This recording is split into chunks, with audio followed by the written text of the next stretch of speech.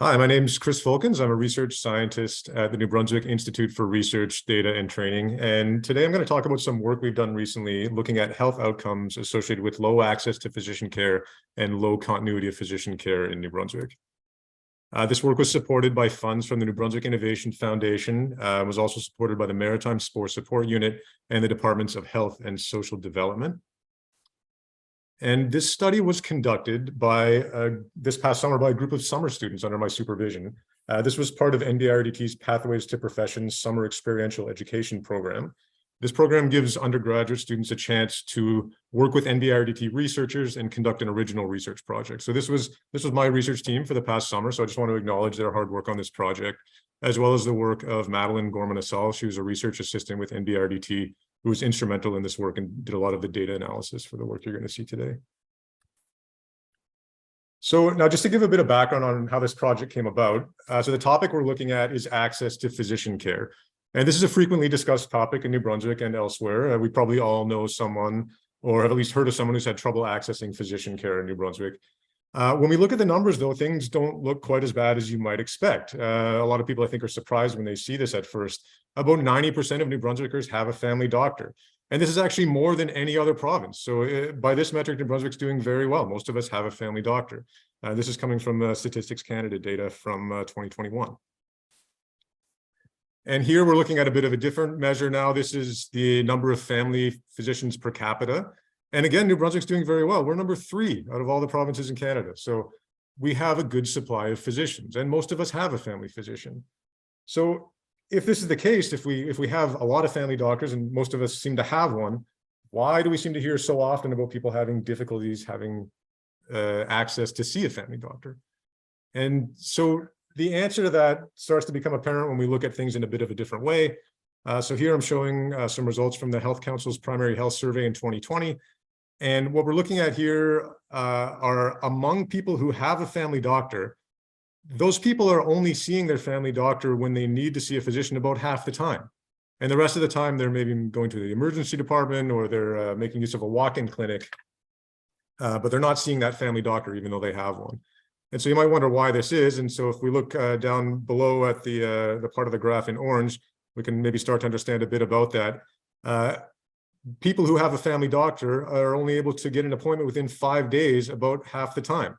So these people aren't able to access care in a timely manner, and 5 days for a lot of conditions is just too long to wait. So really what we're seeing is that having a family doctor on paper is not the whole story, and there's sort of this underlying issue of being able to access physician care and to do so in a timely manner. And so when we see this and we understand that maybe people are having difficulty accessing care, difficulty accessing their family doctor, I think a logical question that comes out of this is, what are some consequences of this? What happens to these people when they can't access care in a timely manner? And this has been studied in the literature. And so I'm going to point to some results from an Ontario study from 2008. This work was done by the Institute for Clinical Evaluative Sciences. So this is Ontario's provincial research data center. So they're analogous to NBIRDT here in New Brunswick.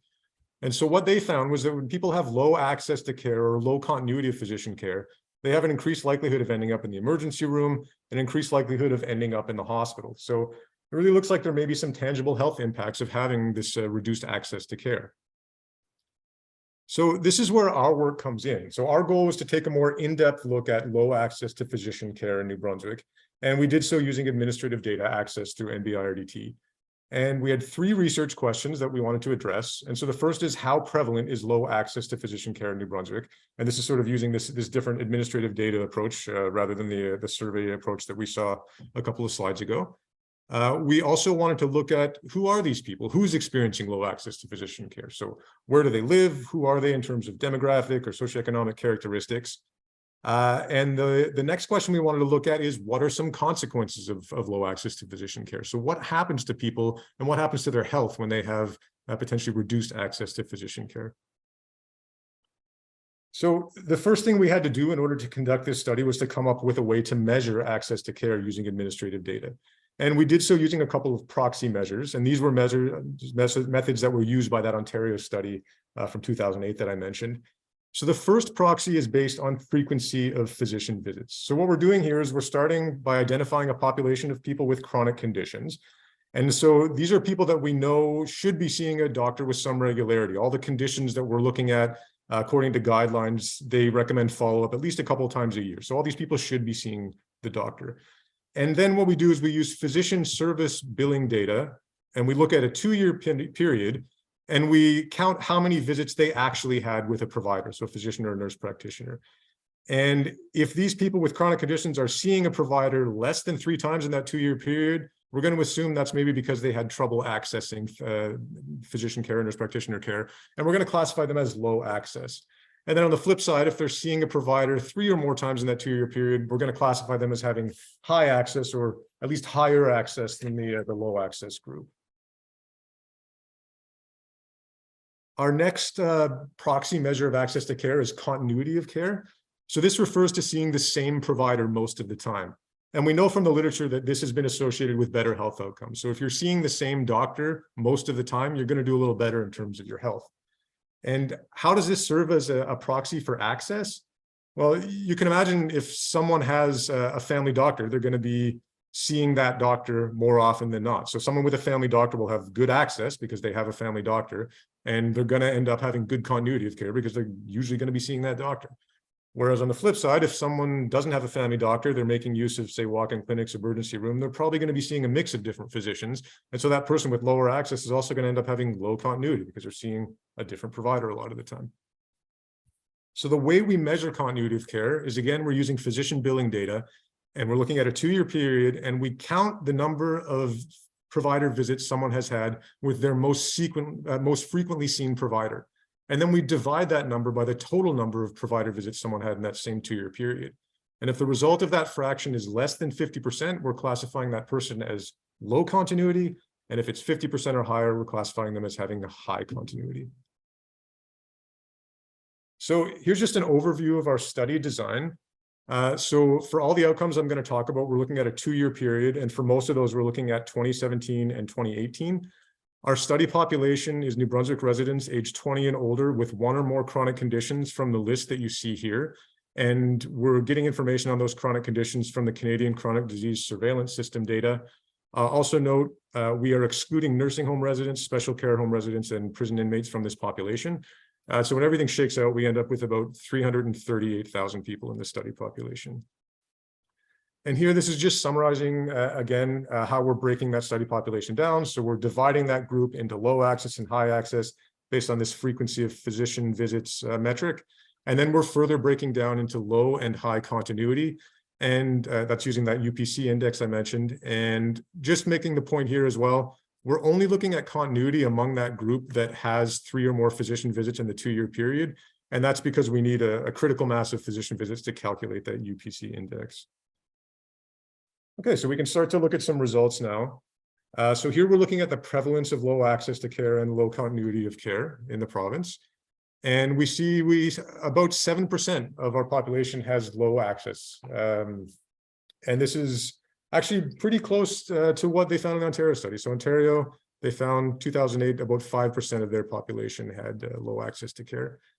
Low continuity is quite a bit more prevalent. So about a quarter of the study population that were eligible for this continuity analysis had low continuity. And this was actually higher than what they found in Ontario as well. So low continuity is about 10% in the Ontario results. So the next research question we looked at was, what are some characteristics associated with low access and low continuity of care? So who are these people? What can we learn about them? And for this portion, we're using multivariate regression models.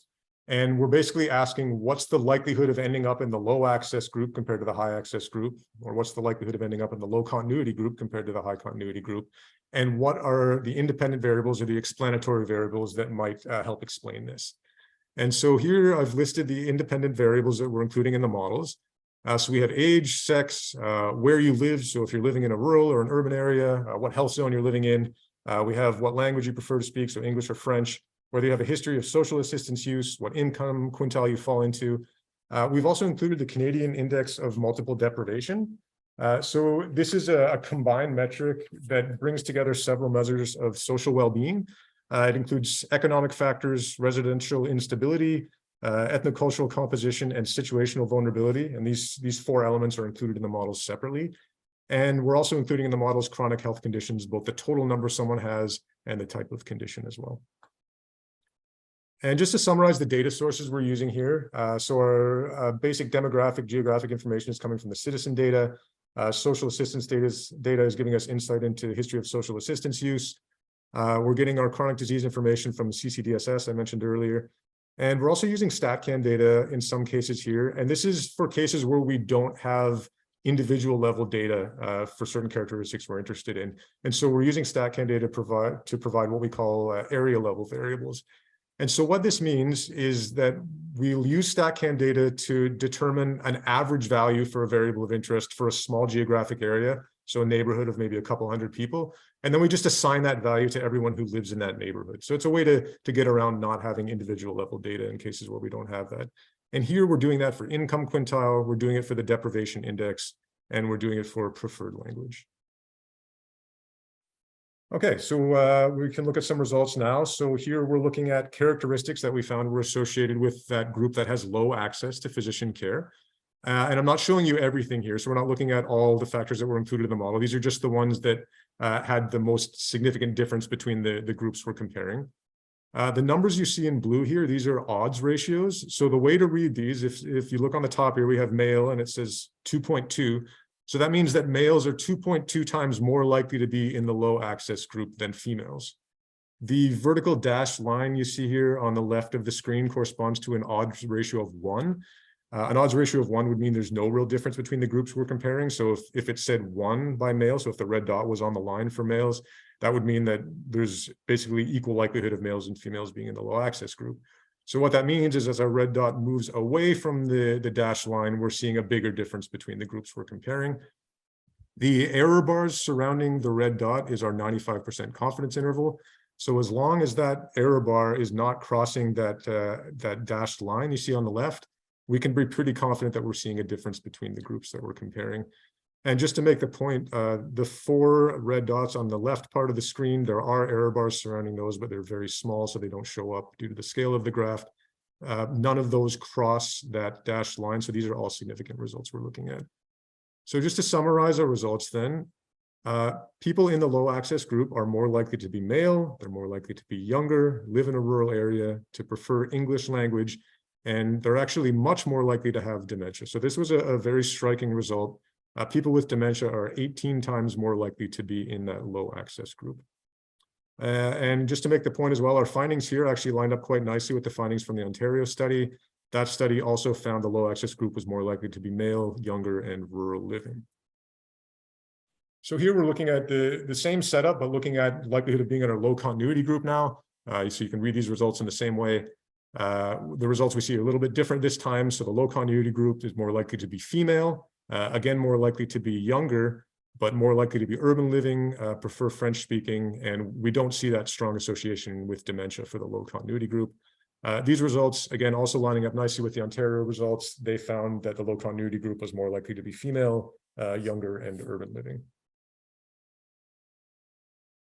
Okay, so that brings us to our health outcomes now. So we're looking at health outcomes that are associated with being in that low access or low continuity group. Again, we're using multivariate regression models here. Our dependent variables would be a variety of different health outcomes that I'll talk about. And again, always looking at a 2-year period. Our explanatory variables in these models are the same ones that were included in the last set of regressions I just talked about, plus a couple of additional ones. So in our continuity analyses, we're including number of physician visits in the models. And in our outcome of post-discharge mortality, which I'll talk a bit about in the next few slides, we're including number of hospital stays in those models. And this is just, again, an overview of the data sets where we're getting this information. So anything to do with hospitalizations is coming from discharge abstract data. Mortality information is coming from citizen data. We looked at immunizations, that's coming from physician billing. And we also looked at mammograms from the MD breast cancer screening data set. And we looked at hemoglobin A1C testing, that's for blood glucose screening in diabetic patients. That's coming from the hemoglobin A1C data set. Okay, so the first outcome we're looking at here is non-elective hospital admissions. So these are hospitalizations that were not planned. These are people that were not expecting to end up in the hospital. And these are all-cause hospitalizations. So this is ending up in the hospital for any reason. And what we see here is that the low access group has about 70% lower hospitalization rate than the high access group.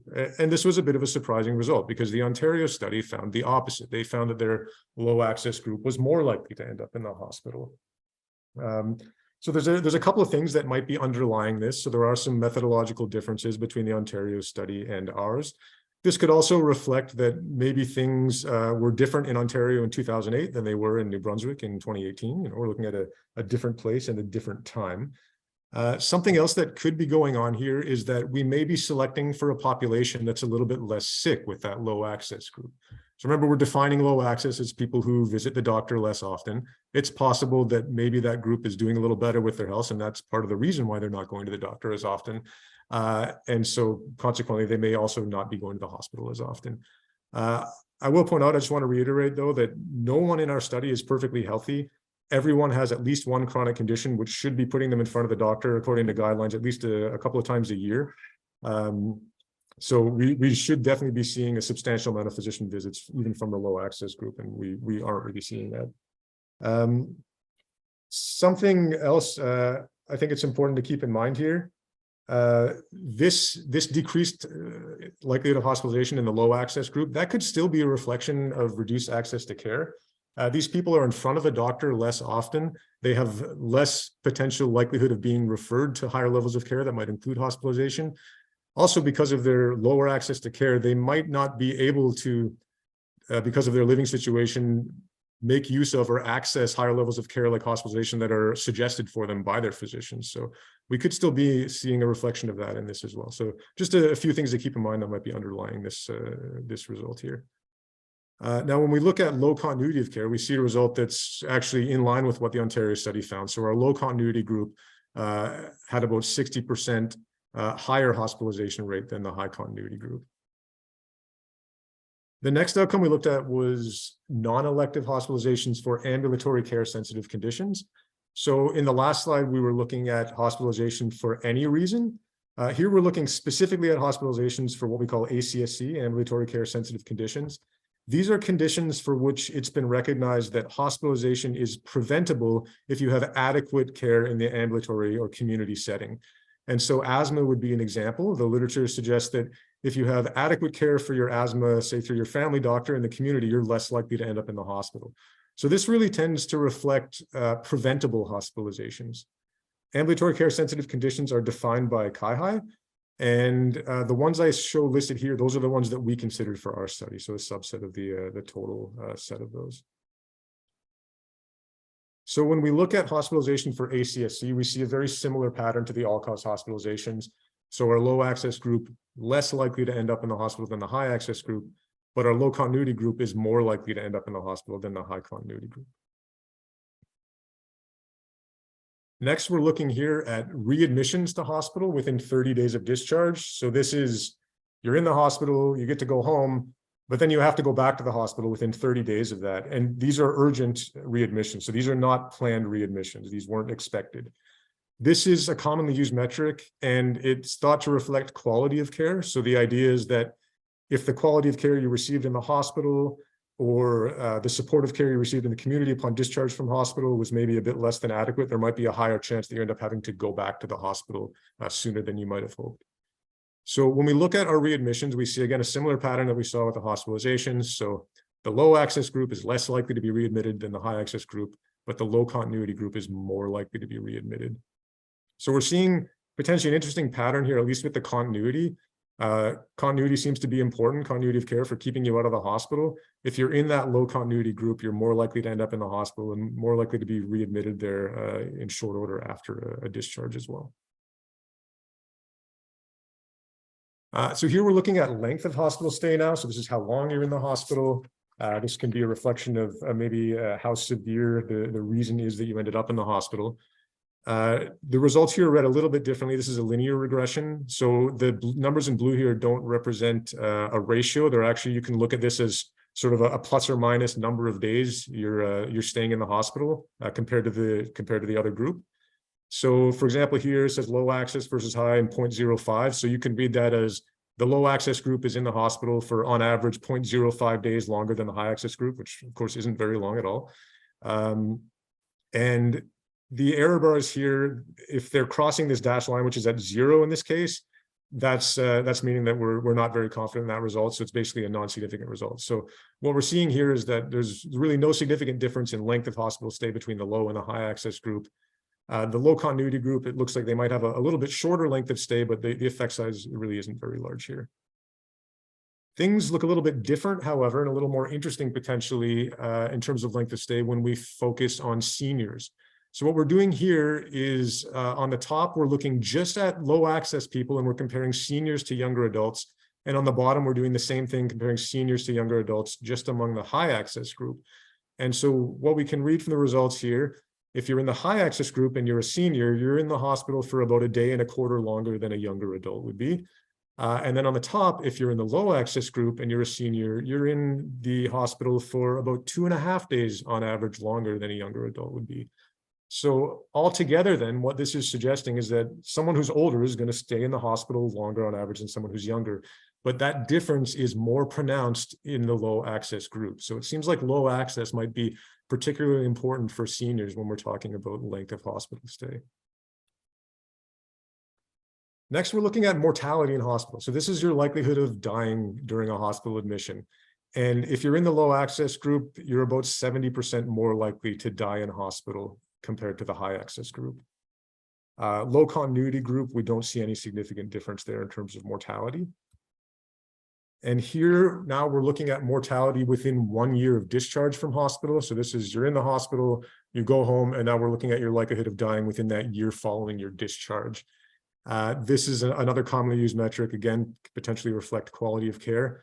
And we see in that low access group, if you're in that group, you have about a 50% higher chance of dying in the year following admission compared to the high access group. Again, no significant difference here comparing low continuity to high continuity. So now just to shift gears away from the hospitalization related outcomes, here we're looking at immunizations now. So this is immunizations for influenza and pneumococcal disease among seniors age 65 plus. And I just want to make the point that both of these immunizations are recommended for seniors across the board, regardless of health status. You could be in perfect health as a senior. Guidelines still recommend that you be immunized for influenza and for pneumococcal disease. And these immunizations are covered as well. So we really should be seeing our study population, both in the low and high access group, getting these immunizations during our study period. But when we look at the data, what we see, so on the top here, focusing on influenza, in the low access group and the low continuity group, you're less likely to be immunized for influenza compared to the high access, high continuity counterparts among the seniors. And then down below pneumococcal disease, we see the same pattern. So low access seniors, low continuity seniors are less likely to receive these recommended immunizations. Next here, we're looking at mammograms. So just like immunizations, if you're in a certain age group, mammograms are recommended by guidelines for everybody, regardless of health status, regardless of history. So we really should be seeing people getting these mammograms within our 2-year window that we're looking at. And we see that if you're in the low access group, you're about half as likely to have a mammogram as someone in the high access group. And again, here when we look at continuity, there's a little bit of a difference. So the low continuity group is a little bit less likely than the high continuity group to have a mammogram. That is a significant result, although the effect size is quite small. Here now we're looking at monitoring of blood glucose in diabetic patients using the A1C blood test. So this is a blood test that reflects your degree of blood glucose control over the past 3 months or so.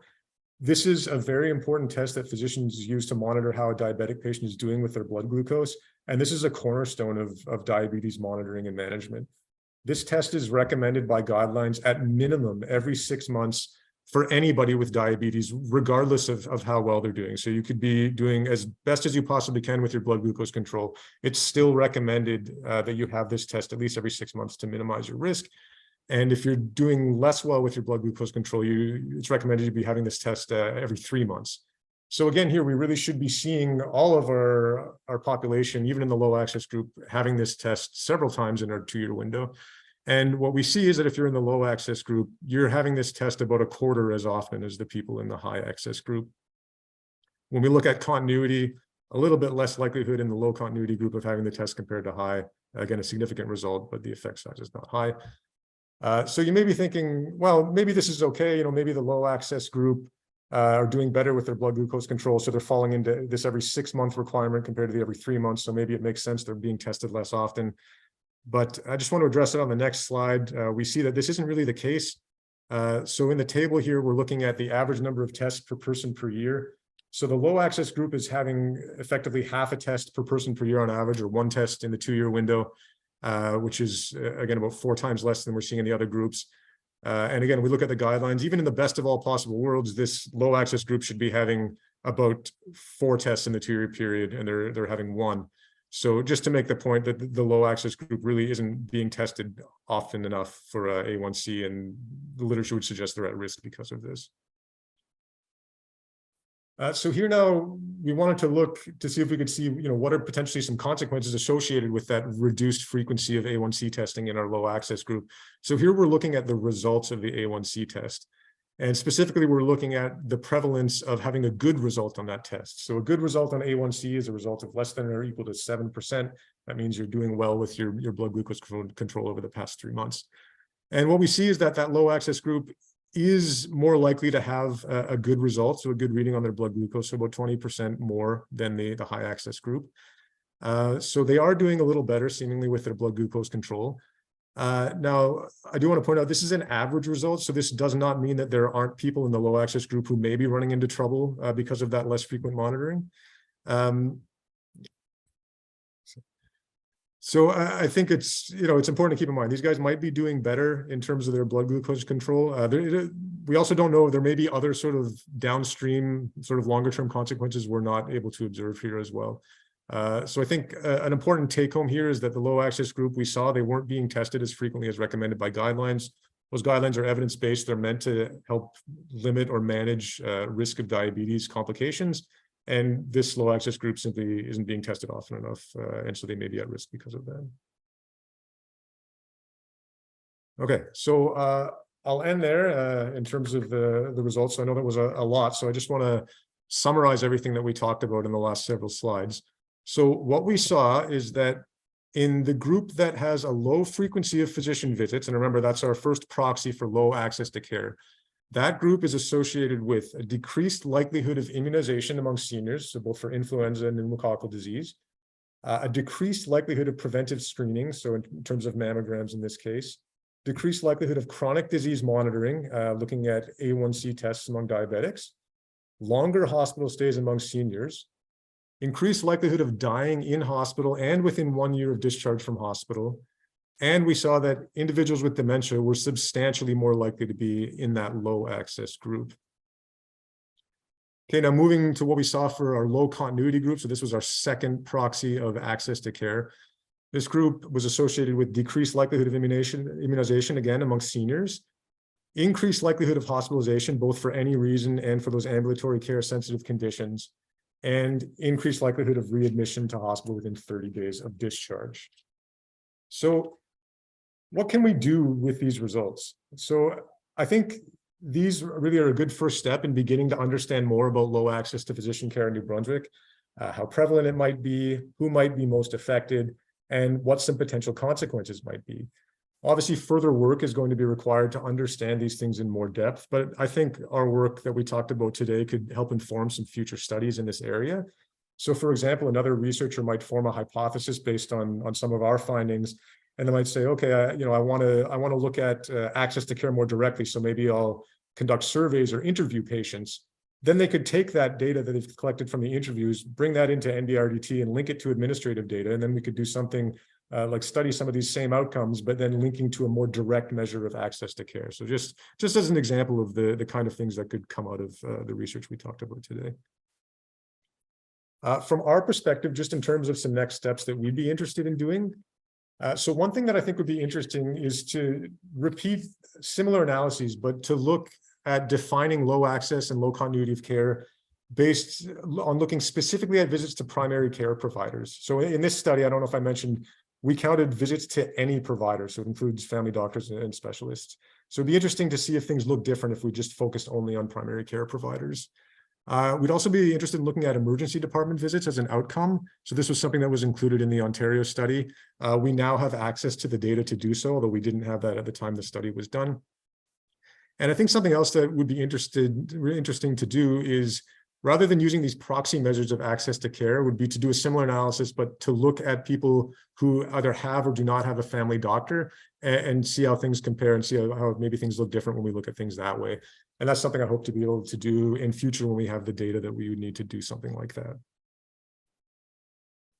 So I'll end there. So thanks very much to everybody for joining us today. And please don't hesitate to contact me or to visit us on the web if you want to learn more about this study, or if you're interested in working with administrative data, because we'd love to talk about research opportunities there.